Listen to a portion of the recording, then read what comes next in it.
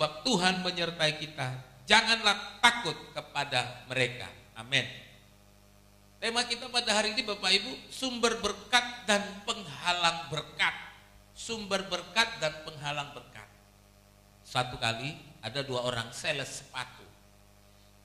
Diutus untuk menjual sepatu ke sebuah tempat yang masyarakatnya itu tidak pernah pakai sepatu.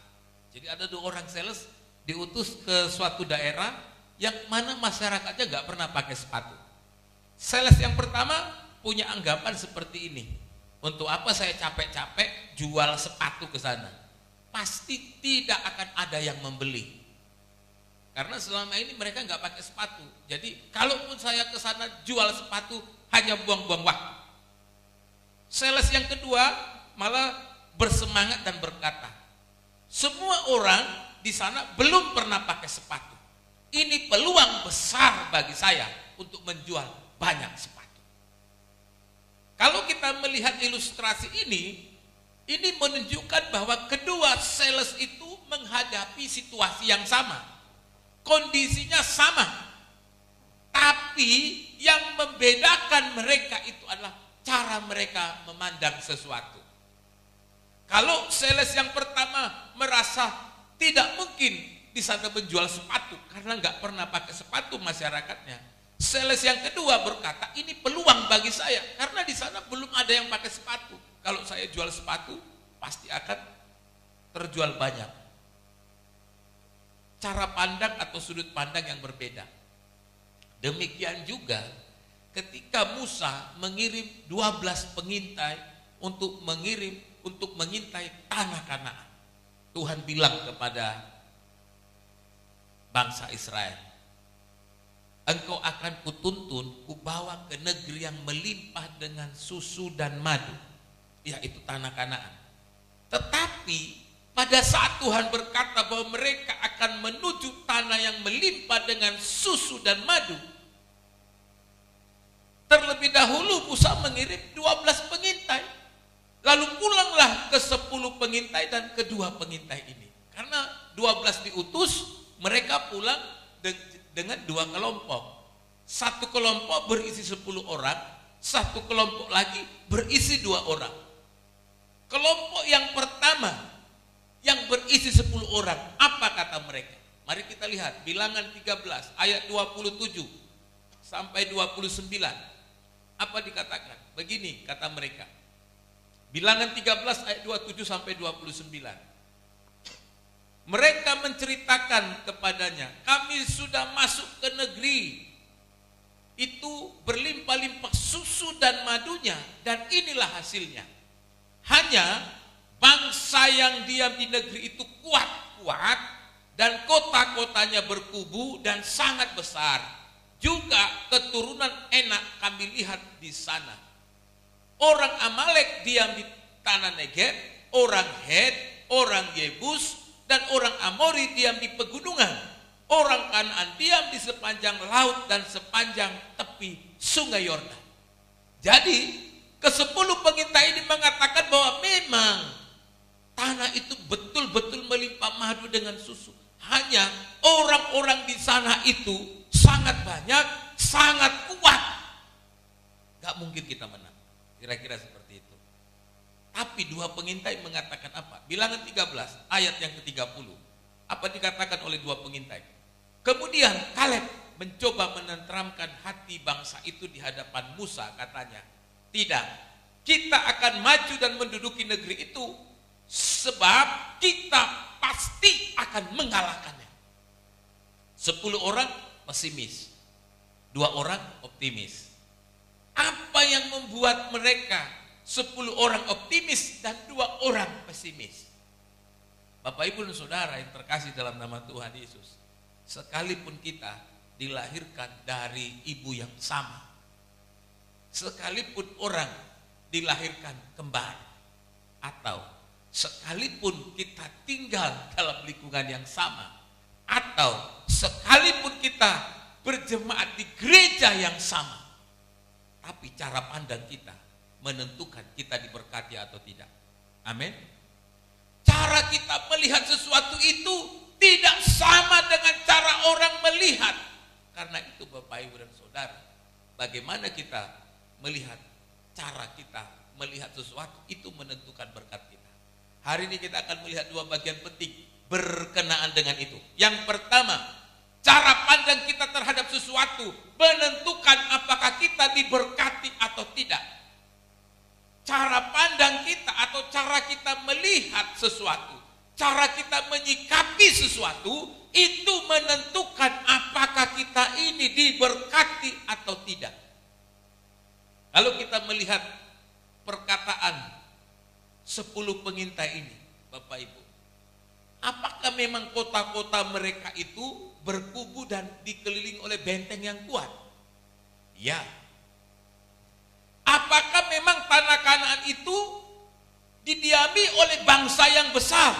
Ya. Apakah yang dikatakan oleh 10 pengintai ini adalah sesuatu yang salah? Tidak, itu benar. Apa yang mereka katakan tentang tanah Kanaan itu semuanya itu benar. Didiami oleh orang-orang atau bangsa-bangsa yang besar. Mereka punya benteng-benteng yang kuat. Bahkan orang-orang enak, yang dikatakan orang enak itu badannya tinggi besar seperti raksasa. Apakah itu benar? Benar, Bapak Ibu. Tapi masalahnya 10 pengintai ini begitu melihat tantangan, mereka langsung berkata, kita tidak bisa. Kita tidak bisa, pasti kita gagal, pasti kita kalah, pasti kita tidak akan berhasil. Ke-10 pengintai ini melihat bahwa tantangan yang ada di depan itu adalah sebuah masalah. Dan ketika mereka diperhadapkan kepada masalah itu, mereka tidak mau berjuang. Mereka tidak mau berjuang. Tapi apa dikatakan dalam Bilangan 14 tadi? Lebih baik kita pulang ke Mesir.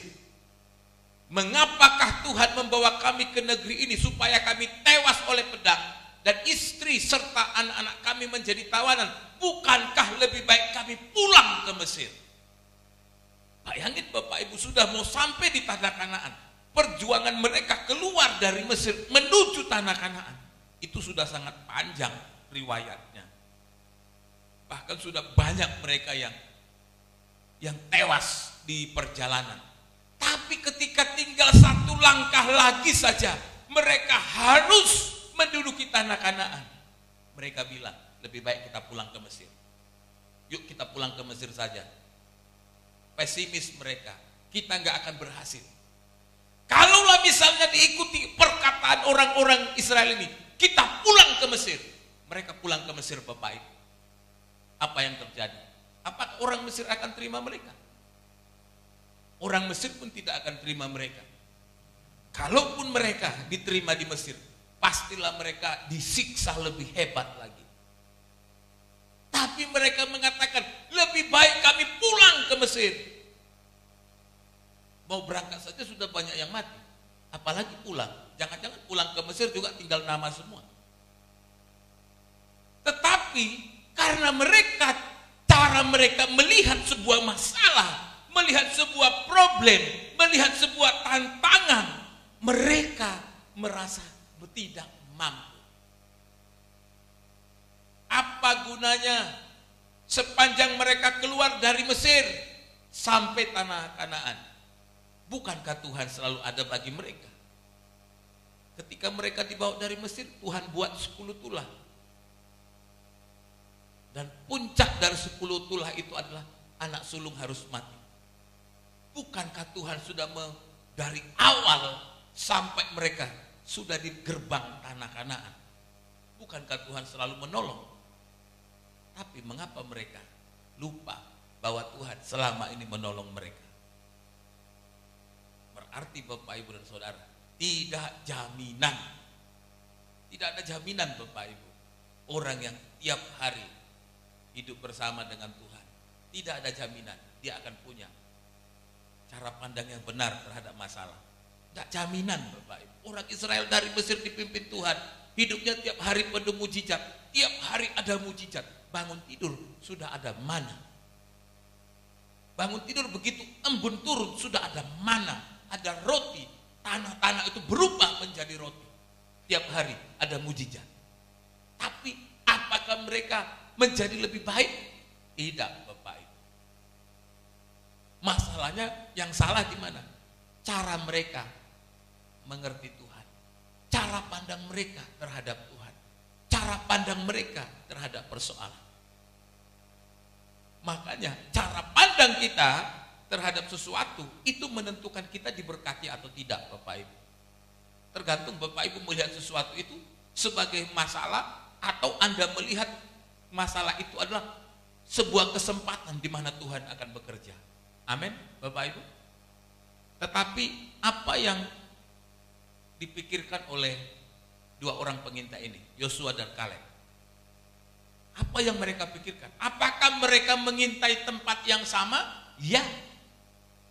Apa yang dilihat oleh 10 pengintai itu sama dengan yang dilihat oleh Yosua dan Kaleb. Sama, Bapak Ibu. Pada saat mereka mengintai 12 orang itu kan bersamaan. Sama-sama ngintip kota Kanaan. Sama yang dilihat mereka, Bapak Ibu. Tapi apa yang dikatakan oleh mereka dalam Bilangan 13 ayat 30 tadi dikatakan bahwa tidak, kita akan maju dan menduduki negeri itu sebab kita pasti akan mengalahkannya. Dengan optimis mereka mengatakan, yang dua orang, kita pasti mengalahkannya. Di situ ada keyakinan iman, Bapak Ibu, kita pasti mengalahkannya. Mengapa mereka bisa begitu optimis? Mengapa mereka begitu yakin bahwa sehingga kemudian berkata, kita pasti loh Bapak Ibu. Itu ada kata kita pasti. Kita mungkin tidak ada seperti itu, tapi kita pasti mengalahkannya. Satu keyakinan iman yang luar biasa, Bapak Ibu. Dan itu hanya bisa dimiliki oleh orang-orang yang memang punya iman dan percaya bahwa Yesus, bahwa Tuhan Allah sanggup melakukan segala hal bagi orang-orang yang berserah kepadanya. Amin, Bapak Ibu. Itu hanya dimiliki oleh orang-orang yang memiliki keyakinan dan pengenalan yang benar akan Allah. Jadi, kalau kita tidak memiliki pengenalan yang benar, Bapak Ibu, imannya juga pasti kacau. Kualitas iman kita menentukan kita ini benar atau salah dalam menyikapi sesuatu. 10 orang ini Bapak Ibu dan Saudara, mereka melihat masalah di sana, tapi mereka merasa bahwa masalah ini akan membunuh mereka. Satu pertanyaan yang mungkin harus ditanyakan kepada ke-10 pengintai itu,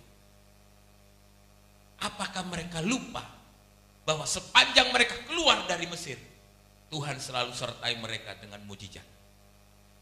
Memang Bapak Ibu, kondisi mereka lelah. Bayangin Bapak Ibu, 3,5 tahun mereka harus berjalan kaki dari Mesir menuju tanah Kanaan. Itu tidak enak Bapak Ibu. Tapi segala sesuatu yang kita dapatkan dengan kerja keras, segala sesuatu yang kita dapatkan dengan perjuangan yang keras, pasti itu akan lebih luar biasa hasilnya Bapak Ibu. Pasti akan lebih luar biasa hasilnya. Bapak Ibu dan saudaraku yang terkasih dalam nama Tuhan Yesus, cara pandang kita terhadap sesuatu itu menentukan kita diberkati atau tidak. Tiap orang pasti pernah diperhadapkan kepada masalah dan persoalan. Itu pasti Bapak Ibu. Tiap orang pasti. Tapi bagaimana kita melihat masalah itu? Apakah kita seperti 10 pengintai ini? Kita nggak percaya diri, kita menyerah. Ataukah seperti 2 pengintai ini yang selalu berkata, kita pasti Bapak Ibu. Bapak Ibu dan saudaraku yang terkasih dalam nama Tuhan Yesus, ketika 10 pengintai ini, mereka itu kemudian berusaha memprovokasi orang-orang Israel. Karena kalau dilihat dari segi jumlah Bapak Ibu, 10 dibanding 2, kan banyakkan 10. Suara mayoritas itu Bapak Ibu. Suara mayoritas. dikirim 12 pengintai. 10 orang bilang, kita pasti kalah. Tapi 2 orang bilang kita pasti menang. Suara mayoritas itu 10, Bapak Ibu. Tapi ternyata di sini Bapak Ibu tidak berlaku suara terbanyak. Tidak berlaku suara terbanyak karena suara terbanyak belum tentu berkualitas. 10 orang mengatakan mereka harus pulang ke Mesir karena kan imannya yang 10 orang ini imannya nggak benar, Bapak Ibu. 2 orang tapi berkualitas. Itulah yang membedakan 10 orang ini dengan 2 orang ini. Dan Musa sebagai pemimpin mengamankan yang 2 orang. Kita maju, kita pasti menang, kita pasti bisa mengalahkan orang Kanaan. Majulah mereka, Bapak Ibu. Itu yang pertama. Yang kedua, kalau yang pertama tadi cara pandang kita terhadap sesuatu menentukan berkat kita. Yang kedua, cara kita melihat sesuatu itu dipengaruhi kita. Kalau sekarang cara kita melihat sesuatu, Bapak Ibu dan Saudara yang terkasih dalam nama Tuhan Yesus, ke-10 orang ini, 10 pengintai ini, masalahnya mereka pesimis. Mereka tidak yakin bahwa mereka pasti menang. Pertanyaannya, mengapa mereka tidak yakin? Masalahnya adalah karena mereka kurang percaya. 10 orang ini kurang yakin imannya. Tapi kedua pengintai, Yosua dan Kaleb, mereka memandang masalah itu dalam kacamata iman. Sehingga mereka berkata, Tuhan, bersama Tuhan kita pasti menang. Jadi di sini kita bisa melihat Bapak Ibu,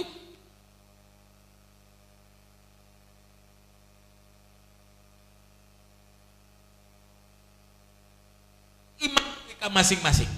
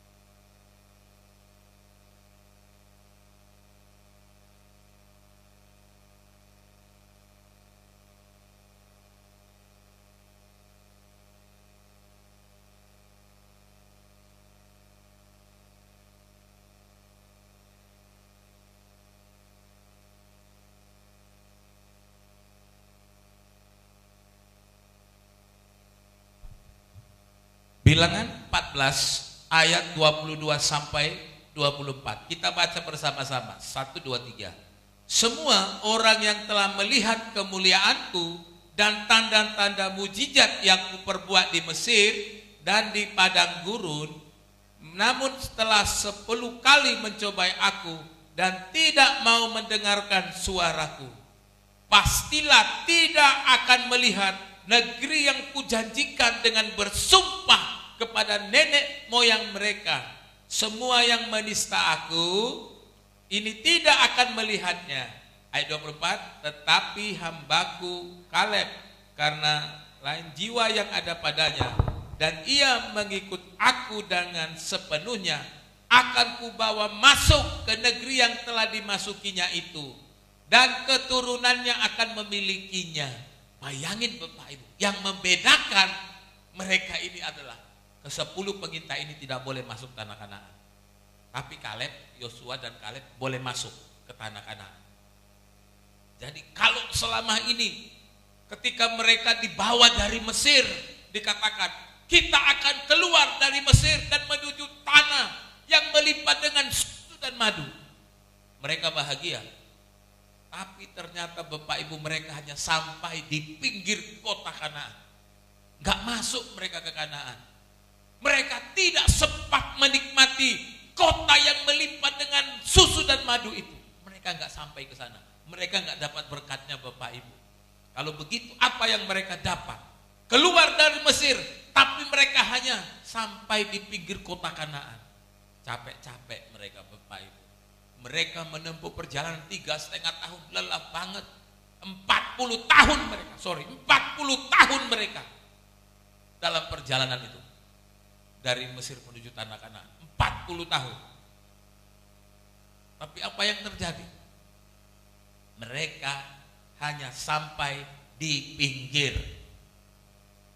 Capek-capek keluar sama-sama dari tanah Kanaan, berjuang bersama-sama, tapi pada akhirnya cuman sampai di pinggir Kanaan. Artinya apa? Sudah melakukan segala sesuatu, tapi tidak diberkati. Sudah capek-capek, lelah-lelah semua sudah dikerjakan, tapi tidak diberkati. Itulah ke-10 pengintai. Mereka berjuang keluar dari Mesir, merasakan panasnya matahari dan dinginnya malam. Tapi Bapak Ibu, mereka tidak diberkati, tidak boleh masuk tanah Kanaan. Bayangin Bapak Ibu, capek-capek, lelah-lelah, sudah kerjakan segala sesuatu, tapi tidak diberkati. Masalahnya cuma satu, kurang yakin dengan iman. 40 tahun mereka dalam perjalanan pimpinan Tuhan dari Mesir menuju tanah Kanaan, dipelihara Tuhan setiap hari, tapi tidak yakin sama Tuhan.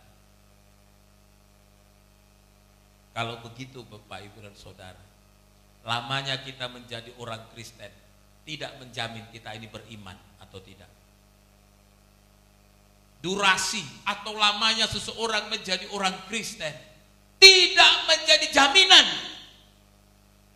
seseorang itu punya iman. 40 tahun Bapak Ibu, bukan waktu yang singkat. Bayangin 40 kali ganti kalender Bapak Ibu.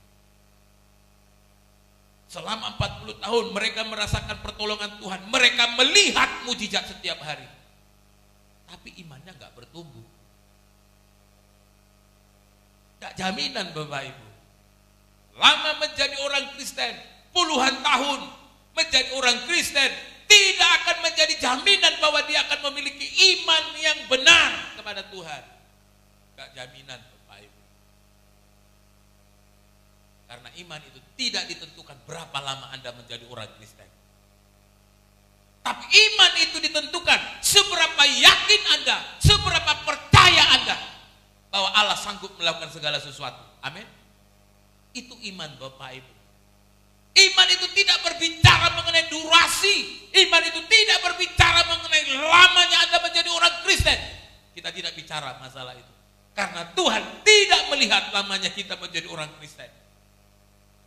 Tapi seberapa yakin kita bahwa Tuhan itu sanggup menolong kita. 40 tahun lebih perjalanan mereka dari Mesir menuju tanah Kanaan tidak cukup membuat mereka yakin sama Tuhan. Kalau begitu Bapak Ibu dan Saudara, ketika mereka setiap pagi dapat berkat. Kalau begitu, pada saat mereka setiap pagi dapat mujizat setiap hari, apa yang ada di pikiran mereka? Apa yang ada di pikiran mereka? Mereka hanya melihat Tuhan itu hanya sebagai tempat meminta sesuatu. Mereka hanya menjadikan Tuhan itu sebagai ATM. Kalau butuh tinggal minta. Tapi tidak yakin bahwa Tuhan sanggup memenuhi segala keperluan mereka.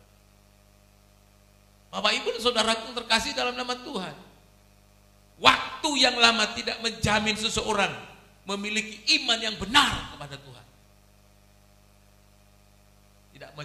Tidak jaminan. Tapi iman yang kita miliki itu haruslah dibangun di atas pemahaman yang benar, pengenalan yang benar tentang siapa Allah kita. Amin, Bapak Ibu. Kalau begitu, bagaimana caranya kita supaya kita memiliki iman yang benar kepada Tuhan? Yang menjadi masalahnya kan di situ. Itu bukan hanya dialami oleh 10 pengintai ini, tapi ada begitu banyak orang percaya yang hidup pada masa kini juga tidak memiliki pemahaman tentang iman yang benar kepada Allah. Ada banyak sampai hari ini orang-orang percaya yang tidak memiliki iman yang benar kepada Allah, karena mereka hanya menjadikan Allah sebagai tempat meminta. Karena iman mereka hanya ditentukan kalau ada berkat. Karena iman mereka hanya ditentukan kalau ada mujizat. Gak ada mujizat, saya gak yakin. Itu yang mereka alami. Kalau Tuhan tidak kasih berkat, saya gak yakin. Inilah namanya iman yang bersyarat. Hanya percaya kalau melihat. Makanya Tuhan Yesus pernah tegur Thomas.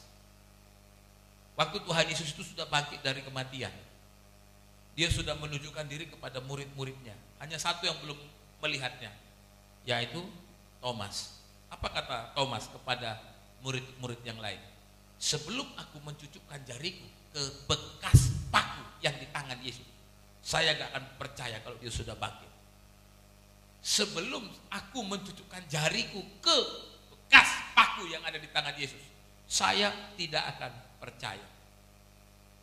Selama ini Tuhan Yesus Thomas itu ngapain saja Bapak Ibu? Selama ini ketika Thomas bersama dengan murid-murid yang lain, ketika mereka bersama-sama dengan Tuhan Yesus, tiap hari Tuhan Yesus bikin mujizat Bapak Ibu. Kemana saja Thomas ini? Apa yang Thomas tahu tentang Yesus? Dia cuma tahu satu, Yesus itu bisa bikin apa saja. Yesus itu bisa sembuhkan orang sakit, bisa membangkitkan orang mati, bisa membuat banyak hal terjadi. Itu saja yang Thomas tahu. Tapi dia tidak yakin bahwa Yesus itu sanggup bangkit dari kematian. Artinya apa? Thomas tidak percaya bahwa Yesus itu adalah Tuhannya, juru selamatnya. Yang dia tahu cuman Yesus itu ATM-nya dia. Butuh sesuatu tinggal minta sama Yesus. Kan itu yang Thomas tahu.